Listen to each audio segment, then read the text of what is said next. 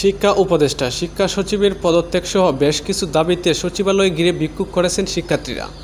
মঙ্গলবার দুপুর থেকে শত শত শিক্ষার্থী সচিবালয় এলাকায় সমাবেশ হয়ে বিক্ষোভ করতে থাকেন। এক পর্যায়ে তারা ৩ নম্বর গেট টপকে জোর করে সচিবালয়ে ঢুকে পড়েন।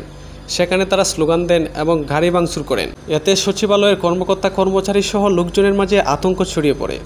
সচিবালয়ের ভেতর থেকে শিক্ষার্থীদের বের করতে সেনাবাহিনী ও পুলিশ সেখানে প্রবেশ করে। তারা শিক্ষার্থীদের উপর চরম লাঠিচার্জ করে। এ সময় শিক্ষার্থীরা চারদিকে ছুটোছুটি করতে থাকে। এক পর্যায়ে তারা বাহিরে এসে আইনশৃঙ্খলা রক্ষাকারী বাহিনীর উপর চড়াও হন। চারদিক থেকে এলোপাতাড়ি ইট পাটকেল ছুটতে থাকেন। তারা আবারও সচিবালয়ে প্রবেশের চেষ্টা চালান। এ সময় শিক্ষার্থীদের সঙ্গে আইনশৃঙ্খলা রক্ষাকারী বাহিনীর সদস্যদের দফায় দফায় পাল্টাপাল্টি দেওয়া হয়। সংঘর্ষ ছড়িয়ে পড়ে পল্টন 0 পয়েন্ট সহ সচিবালয়ের আশেপাশের এলাকায়। পুলিশ শিক্ষার্থীদের ছত্রভঙ্গ করতে একের পর এক সাউন্ড গ্রেনেড ও টিয়ার গ্যাসের শেল নিক্ষেপ করে। ফলে সচিবালয়ের আশেপাশের এলাকা ধোঁয়ায় আচ্ছন্ন হয়।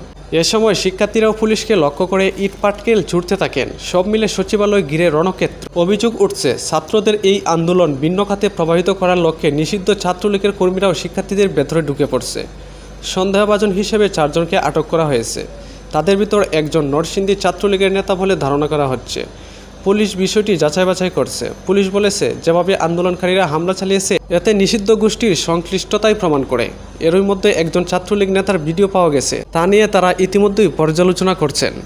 অন্যদিকে ছাত্র জনতা বিভিন্ন সংবাদ মাধ্যমকে জানিয়েছেন, পুলিশ যাদেরকে ছাত্রলীগ ভেবে অ্যারেস্ট করেছে তারা আর কেউ নয়, মাইলস্টোন কলেজ পড়ুয়া শিক্ষার্থী। তারা আরও বলেছেন, তাদের সঙ্গে আস্তে আস্তে যোগ দিতে চলেছেন বাংলাদেশের সাধারণ জনতা। এমনকি তারা আরও বলেছে, এখন পর্যন্ত বাংলাদেশের কোনো অঙ্গ সংগঠনের রাজনৈতিক নেতাকর্মীরা আমাদের সাথে যোগ দেননি। আমি রাহুল, আপনারা দেখছেন RS নিউজ।